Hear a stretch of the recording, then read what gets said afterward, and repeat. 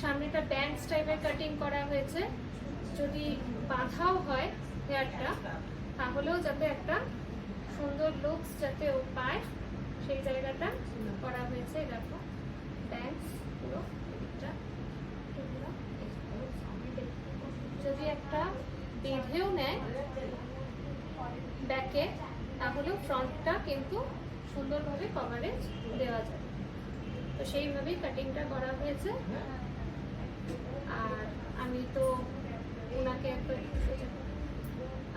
একবার জিজ্ঞেস করবো যে কিরকম লাগলো নিহারিকার কাজ, নিহারিকার কাটিং, আর যেটা তুমি নেটে দেখিয়েছিলে সেরকম কি হয়েছে বা কতটা তুমি স্যাটিসফাইড? আমি ফুললি স্যাটিসফাইড, একদম সেম টু সেম লেগেছে আমার, খুবই ভালো লেগেছে।